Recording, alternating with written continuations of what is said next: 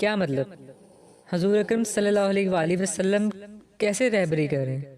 خولا نے حیرت سے پوچھا۔ بس بس بہت ہو گیا، بہت راز بتا دیے، اب جو کچھ پوچھنا ہے اپنے بابا سے پوچھنا، راشد بھائی نے دو ٹوک لہجے میں کہا۔ مگر سنیں تو آپ۔ خولا نے کچھ کہنا ہی چاہا لیکن راشد نے بات کاٹ دی۔ خولا کہا نا بس اور کچھ نہیں۔ مجبوراً خولا کو چپ ہونا پڑا۔ اگلے دن جب سورج کی کرنوں نے زمین کو چھوا تو خولا اور زرار پسینے میں شرابور تھے۔ دونوں لان میں اپنی روٹین کی ایکسرسائز سے فارغ ہو کر ابھی آئے تھے۔ فریش ہو کر راشد اور خولا تو یونیورسٹی کی تیاری کرنے لگے، لیکن زرار منہ بنائے بیٹھا ہوا تھا۔ میرا نہیں دل کرا اب لاہور جانے کا، اس معاملے میں بہت دلچسپی محسوس ہو رہی ہے، 2-3 دن چھٹی کر بھی لوں تو خیر ہے، زرار نے لاپرواہی سے کہا۔ بابا جانی کو خود بھگت لینا پھر، خولا نے پرس اٹھا کر باہر نکلتے ہوئے کہا۔ راشد بھائی اور خولا دونوں الگ الگ یونیورسٹی جاتے تھے کیونکہ وہ نہیں چاہتے تھے کہ ان کے رشتے کا کسی کو پتہ چلے۔ یونیورسٹی پہنچ کر سارا دن خولا کا دن مصروف گزرا۔ سر راشد کا پیریڈ آج نہیں تھا، اس لیے وہ بوریت ہی محسوس کرتی رہی، مگر ایک بات اس نے نوٹ کی، قاسم آج غائب تھا اور عمار بھی۔ خیر مجھے کیا، اس نے دن میں سوچا۔ یونی سے فری ہوتے ہی وہ باہر نکلی اور اپنی کار میں بیٹھ کر گھر کی طرف روانہ ہوئی۔ دل ہی دل میں وہ بابا سے ساری باتیں اگلوانے کا سوچ رہی تھی۔ اس نے نوٹ نہیں کیا اس کی کار کا چلتے ہی وہاں پہلے سے کھڑی کار بھی اس کے پیچھے ہو لی تھی۔ جیسے ہی خولا نے اپنی کار مین روڈ سے لنک روڈ پر ڈالی تو پچھلی کار کی رفتار تیز ہو گئی۔ خولا کی گاڑی تھوڑی ہی دیر لنک روڈ پر چلی تھی کہ پچھلی سیاہ شیشوں والی کار نے خولا کو کراس کیا اور بریکس کی آوازوں کے ساتھ خولا کی گاڑی کے آگے ترچھی کھڑی ہو گئی۔ لنک روڈ کی چوڑائی اتنی زیادہ نہیں تھی کہ خولا کی گاڑی وہاں سے نکل سکتی۔ خولا نے بڑی سختی سے بریک لگاتے ہوئے اپنی گاڑی کو اگلی گاڑی سے ٹکرانے سے بچانے کی کوشش کی، مگر پھر بھی گاڑی پھسلتی ہوئی آہستہ سے اگلی گاڑی سے جا ٹکرائی۔ اس سے خولا کچھ کرتی دفتن اگلی گاڑی سے 2 نقاب پوش اسلحہ لیے تیزی سے اترے اور خولا کی گاڑی کی ڈرائیونگ سیٹ والے دروازے کے باہر کھڑے ہو کر اسلحہ خولا پر تان لیا۔ خبردار، ہاتھ اوپر، ذرا سی کوئی غلطی کی تو 1 منٹ میں ہم یہاں سے جا چکے ہوں گے، مگر تمہاری لاش یہاں پڑی ہوگی۔ ایک نقاب پوش کی کرخت اور سخت آواز سن کر خولا فوراً دونوں ہاتھ اوپر کر لیے۔ اب دروازہ کھولو، نیچے اترو، دوسری ہدایت ملی۔ خولا نے دروازے پر ہاتھ ڈالا اور اتنی تیزی اور طاقت سے کھولا کہ دروازے کے پاس کھڑا نقاب پوش لڑکھڑا کر اپنے تھوڑا پیچھے کھڑے ساتھی سے جا ٹکرائے، اور وہ دونوں ایک دوسرے کا سہارا دے ہی رہے تھے۔ خولا کی ٹھوکر ایک نقاب پوش کی کمر پر پڑی اور وہ اپنے ساتھی کو بھی لیتا ہوا زمین پر جا گرا۔ اس سے پہلے ان میں سے کوئی سنبھلتا خولا کی ہیل ایک نقاب پوش کی کلائی پر پڑی اور وہیں ٹک گئی، اور ایک زوردار چیخ اس نقاب پوش کے حلق سے نکلی اور ہاتھ میں پکڑی ہوئی رائفل اس کے ہاتھ سے نکل گئی۔ خولا نے جھک کر گن کو نالی سے پکڑا اور دوسرا نقاب پوش جو کھڑا ہو رہا تھا گن سنبھالتے ہوئے اس کی کن پٹی پر زور سے بٹ مارا اور وہ لہرایا اور بے ہوش ہو کر زمین پر گر گیا۔ یہ ساری سچویشن صرف 15 سیکنڈز میں مکمل ہو چکی تھی۔ خولا نے بے ہوش ہونے والے کی گن کو ٹھوکر مار کر اپنی گاڑی کے نیچے کر دیا اور دوسری گن بھی نیچے پھینکی اور اسے بھی گاڑی کے نیچے کر دیا۔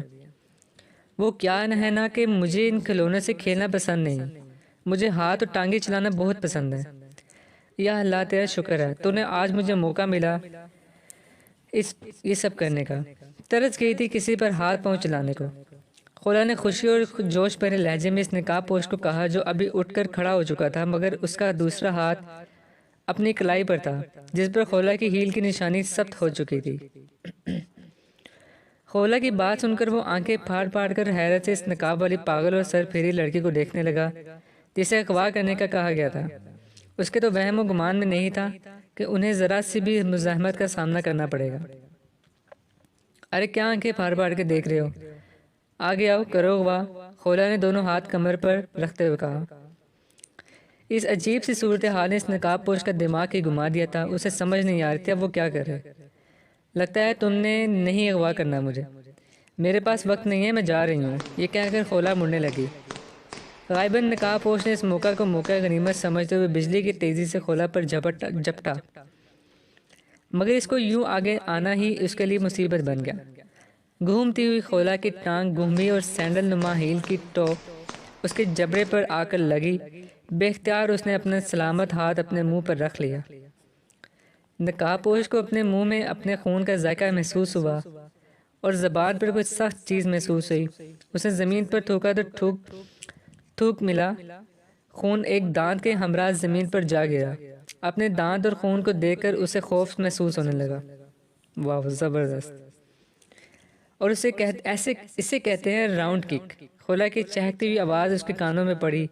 دل ہی دل میں وہ قاسم کو گالیاں نکالتا ہوا سوچنے لگا کہ پتہ نہیں کس بلا کے پیچھے لگا کر قاسم نے نہ جانے کس بات کا اس سے بدلہ لیا ہے۔ اس سے پہلے وہ کچھ اور سوچتا، کہتا یا کرتا، ایک مکہ اس کی گردن پر آ کر لگا اور وہ بے اختیار زمین پر گر گیا۔ مگر اس سے برا بھی یہ ہوا، نہ جانے اس ظالم لڑکی نے کہاں مکہ مارا تھا۔ اسے سانس لینے میں بہت مشکل ہونے لگی۔ سانس رک رک کر آ رہا تھا۔ اس نے منہ کھول کر لمبے لمبے سانس لینے کی کوشش کی، مگر گردن پر لگنے والی ضرب نے اسے ادموا کر دیا۔ گھٹنوں کے بل بیٹھ کر دونوں ہاتھ روت پر رکھ کر منہ کھول کر وہ سانس لینے کی کوشش کرنے لگا، مگر مشکل سے اسے رک رک کر سانس آ رہا تھا۔ اور یہ ہوئی شہمات۔ خولا کی آواز سنائی دی تو اس نے سانس لینے کی کوشش کرتے ہوئے تھوڑا سر اٹھا کر دیکھا تو خولا اپنی گاڑی کے کھلے دروازے میں اپنی سیٹ پر بیٹھی دکھائی دی، جو بڑی دلچسپی سے اس کی طرف دیکھ رہی تھی۔ اوہو، مجھ سے بڑی غلطی ہوگی، دوسرے کے بے ہوش نہیں کرنا چاہیے تھا مجھے، تھوڑا اور مزہ آتا۔ خولا نے سر جھٹکتے ہوئے کہا۔ نقاب پوش کی رہی سے ہمت بھی جواب دے گئی۔ خولا کو اپنی سیٹ سے کھڑا ہوتے دیکھ کر گھبرا کر اس نے دونوں ہاتھ خولا کے آگے جوڑ دیے۔ اسے سانس لینے میں اتنی دقت ہو رہی تھی کہ اس سے کھڑا ہونا بھی دشوار لگ رہا تھا۔ خولا نے اس کے معافی مانگتے ہاتھوں کو دیکھا تو دوبارہ سیٹ پر بیٹھ گئی اور پوچھنے لگی، قاسم نے بھیجا نا تمہیں؟ نقاب پوش نے اس بات میں سر ہلا دیا۔ Very intelligent. اوکے، اپنا اور اپنے ساتھی کا نقاب اتارو۔ خولا نے حکم دیا تو اس نے اپنا اور ساتھی پر پڑے ساتھی کا نقاب اتار دیا۔ خولا نے دونوں کو غور سے دیکھا اور پھر اپنے رجسٹر پہ کچھ لکھنے لگی۔ لکھ کر اس نے پیج کا تھوڑا سا حصہ پھاڑا اور پرس سے ایک USB نکال کر احتیاط سے اسے کھول کر پیج کا ٹکڑا اس میں رکھنے لگی اور رکھ کر اس نے USB کو احتیاط سے بند کر دیا اور پرس سے ایک چھوٹی سی ڈبیا نکال کر USB اس میں رکھی۔ گارڈ USB کو دیکھ کر حیران ہوا، یہ کیسی USB ہے جو اس طرح کھل جاتی ہے، اور اس میں ٹکڑا بھی رکھ دیا جس میں خولا گارڈ سے کہنے لگی، قاسم بھی بیوقوف ہے، بھلا میرا پتہ چل ہی گیا تھا تو مجھ سے کہتا، میں اس کو سارا ڈیٹا دے دیتی۔ یہ لو، یہ ڈبیا قاسم کے ہاتھ میں دے دینا، اس میں اس کے لیے ڈیٹا ہے۔ خولا نے USB اس گارڈ کی طرف کرتے ہوئے کہا۔ گارڈ نے ہچکچاتے ہوئے ڈبیا لے کر جیب میں ڈال دی۔ اب اپنے ساتھی کو اٹھاؤ اور گاڑی میں ڈال کر گاڑی سیدھی کرو، جب میں چلی جاؤں تو اپنی گنز بھی اٹھا لینا۔ خولا نے اگلی ہدایت دیتے ہوئے کہا۔ گارڈ چپ رہا۔ خولا نے سٹارٹ گاڑی کو گیئر میں ڈالا اور ساتھ ہی گارڈ کو کہنے لگی، قاسم کو کہنا ہے کہ آئندہ کوئی 8-10 بندے بھیجے مجھے اغوا کرنے کے لیے۔ خولا 2-4 کے بس میں نہیں ہے، اور گاڑی سائڈ پہ کرو۔ گارڈ آگے بڑھا، کچھ سانس اب آسانی سے آ رہی تھی، مگر ابھی بھی اسے سانس کے لیے بار بار منہ کھولنا پڑ رہا تھا۔ جیسے ہی اس نے گاڑی سائڈ پر کی، زن سے خولا کی گاڑی پاس سے گزر گئی۔ گارڈ نے ساتھی کو بڑی مشکل سے گھسیٹ کر اور گنز کو اٹھا کر پچھلی سیٹوں پر ڈالا اور گاڑی موڑ کر قاسم کے فارم ہاؤس کی طرف روانہ ہو گیا۔ کلائی، جبڑے، گردن میں درد کی ٹس سے اٹھ رہی تھی۔ بڑی مشکل سے وہ ڈرائیونگ کرتا ہوا فارم ہاؤس پہنچا، جہاں سامنے پورش میں ہی قاسم، نعمان اور علیم نقاب پہنے انتظار کر رہے تھے۔ گاڑی رکتے ہوئے تیزی سے آگے بڑھے، لیکن یہاں ان کو سرپرائز ملے گا۔ لیکن ڈرائیونگ سیٹ سے اترتے گارڈ کی حالت دیکھ کر وہ جہاں تھے وہیں رک گئے۔ منہ پر کپڑوں پر خون لگا ہوا، لمبے لمبے سانس لینے کی کوشش کرتے ہوئے اس گارڈ نے پچھلا دروازہ کھولا تو دوسرا گارڈ پچھلی سیٹ پر محو استراحت نظر آیا۔ یہ کیا ہوا؟ لڑکی کہاں ہے؟ علیم نے چلاتے ہوئے پوچھا۔ وہ بڑی بڑکی بہیں، وہ لڑکی کوئی عام لڑکی نہیں ہے۔ گارڈ کے جبڑے پر لڑکی ضرب کا نتیجہ تھا کہ اس کے منہ سے الفاظ تلفظ بھی صحیح ادا نہیں ہو رہا تھا۔ یہ کون سی فارسی بول رہا ہے؟ قاسم نے جھلاتے ہوئے کہا۔ اس کا موڈ خراب ہو چکا تھا۔ نعمان غور سے گارڈ کا جائزہ لے رہا تھا۔ اس نے کہا، اس کے جبڑے پر کوئی چوٹ لگی ہے، جس سے بولنے میں مشکل اور الفاظ کا تلفظ درست ادا نہیں ہو پا رہا۔ نعمان نے گارڈ سے پوچھا یہ ہوا کیا ہے؟ گارڈ نے اٹکتے اٹکتے رک رک کر ساری تفصیل بتانے لگا، اور اب قاسم اور علیم کو بھی سمجھ آنے لگی، کیونکہ گارڈ رک رک کر تھوڑے صاف الفاظ بول رہا تھا۔ دھت تیری کی، مجھے نہیں پتا تھا گارڈ کے نام پر تم نے ہجڑے پال رکھے ہیں۔ پوری داستان سن کر علیم نعمان پر چڑھ دوڑا۔ مجھے نہیں پتا تھا لڑکی مارشل آرٹ جانتی ہے، اگر پتا ہوتا تو میں خود جاتا یا اس حساب سے بندے بھیجتا، نعمان نے وضاحت کرتے ہوئے کہا۔ وہ یو ایس پی کا ہے؟ قاسم نے گارڈ سے پوچھا۔ گارڈ نے جیب سے یو ایس پی والی ڈبیا نکال کر قاسم کو دے دی۔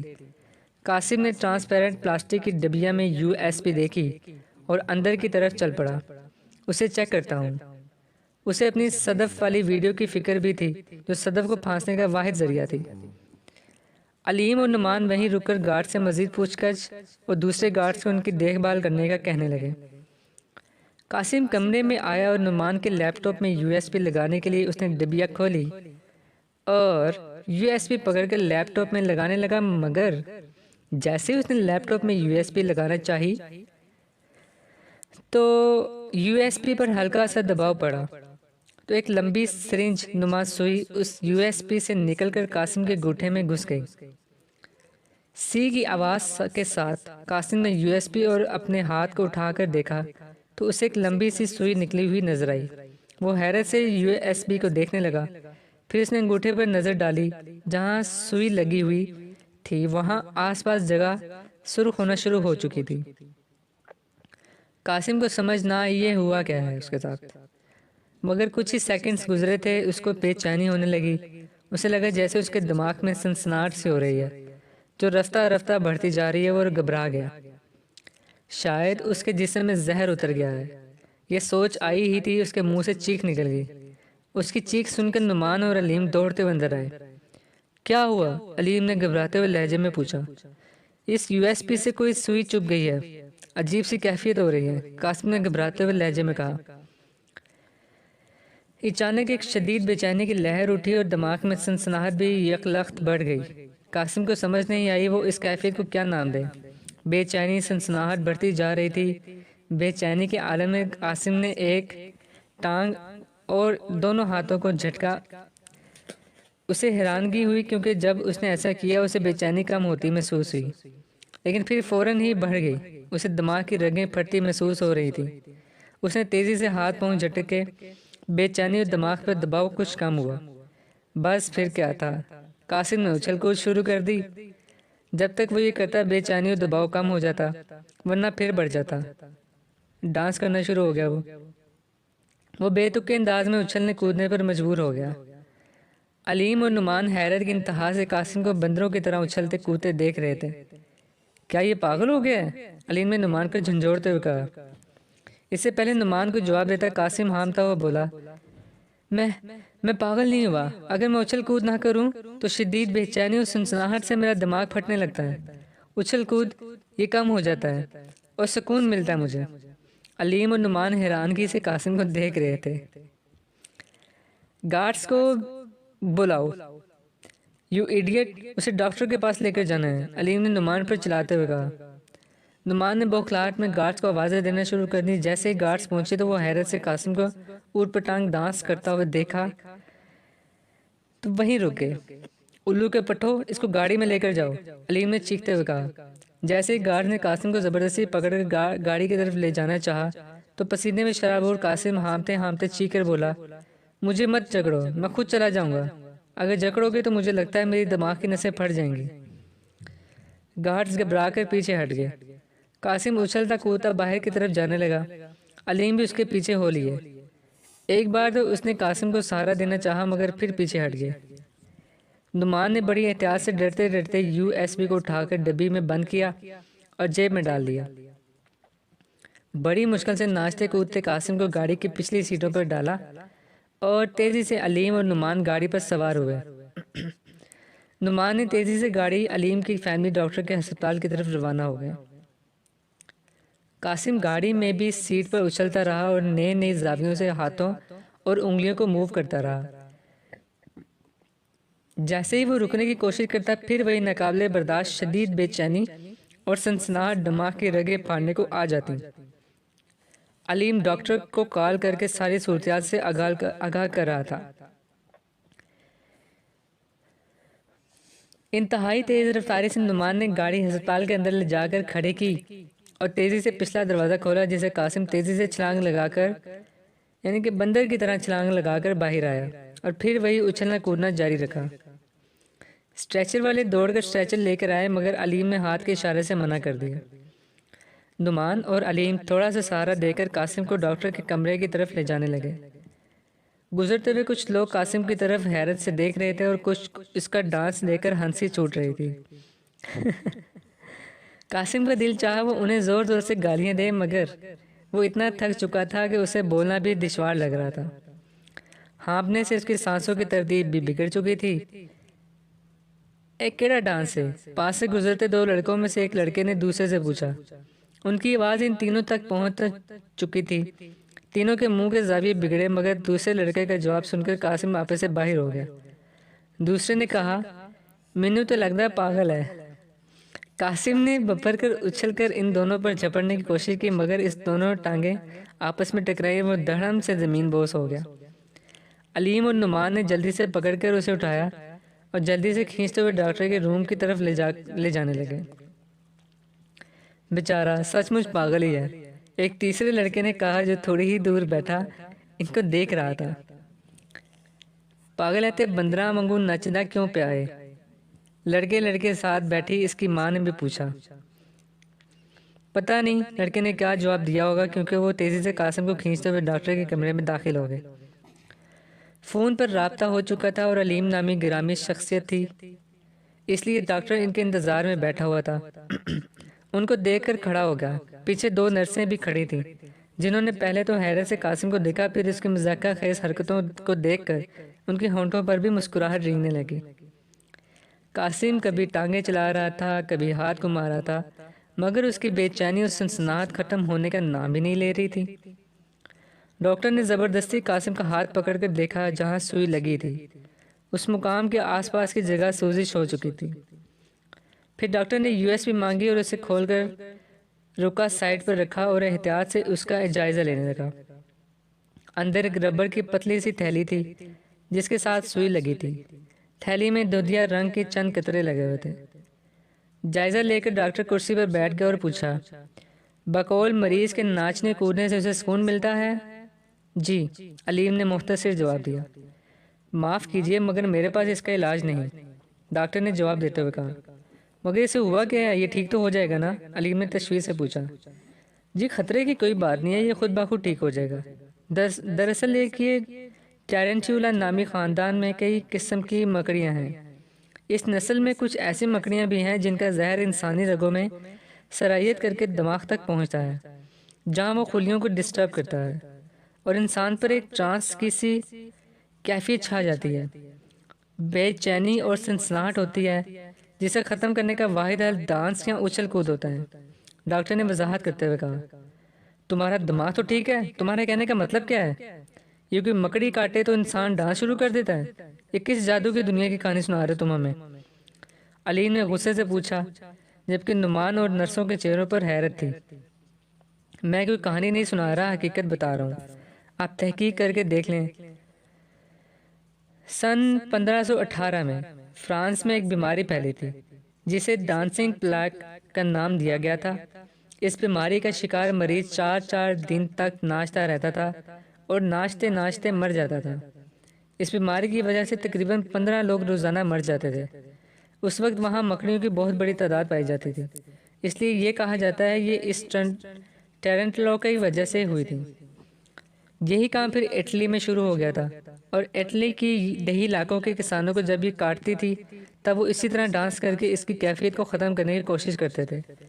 اٹلی کے علاقے ایپولیا میں اسی کی بنیاد پر یہ ڈانس روایتی رقص میں بدل چکا ہے، اور اس مکڑی یا ٹرینٹولا سے متعلق اس ڈانس کو پیزیکا کہا جاتا ہے۔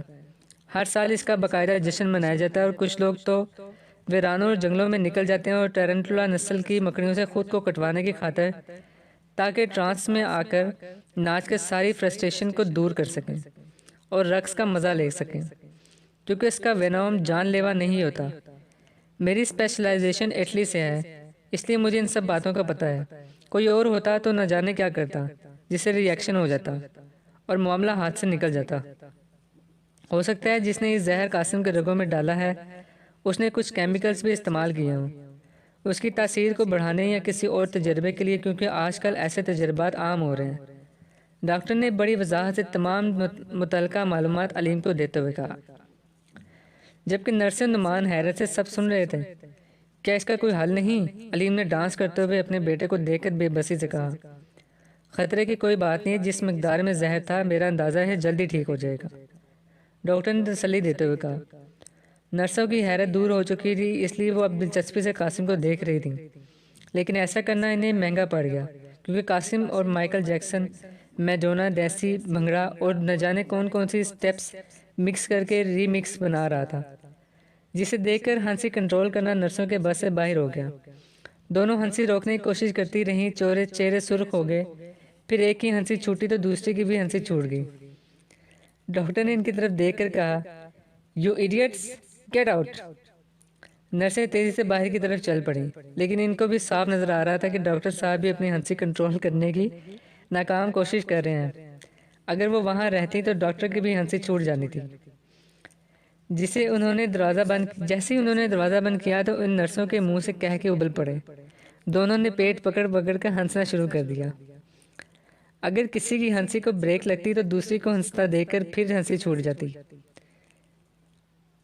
ہوپس ہو کہ اگر آپ اس کا سین ریئل میں دیکھتے تو آپ کی بھی ہنسی چھوٹ جاتی ویورز۔ اوکے، ان کی آنکھوں میں پانی آ چکا تھا، بڑی مشکل سے انہوں نے خود پر قابو پایا۔ پھر ایک نے دوسری کے آگے ہاتھ جوڑ کر کہا، خدا کا واسطہ اپنا ہنسنا، میری بس ہو گئی ہے۔ لیکن اس کا اتنا ہی کہنا ہی تھا، دوسری کی پھر ہنسی چھوٹ گئی اور ساتھ ہی پہلی والی بھی شروع ہو گئی، اور لوگوں کو ان کو حیرت سے دیکھ رہے تھے۔ کمرے میں موجود ڈاکٹر نے قاسم سے اپنی توجہ ہٹاتے ہوئے یو ایس پی کی طرف دیکھا تو اس کی نظر کاغذ کے ٹکڑے پر پڑی۔ اس نے وہ اٹھا کر علیم کو دیتے ہوئے کہا، یہ کاغذ بھی یو ایس پی سے نکلا ہے۔ علیم نے کاغذ پکڑ کر کھولا، اس پر لکھا تھا، وہ محاورہ تو سنا ہوگا، انگلیوں پر نچانا، یہ تو بس ایک محاورہ ہے، حقیقت میں کوئی نہیں نچاتا، مگر میں جسے چاہوں حقیقت میں نچوا سکتی ہوں، وہ بھی انگلیوں پر نہیں، صرف اپنی سوچ سے، کیونکہ میں کھولا ہوں۔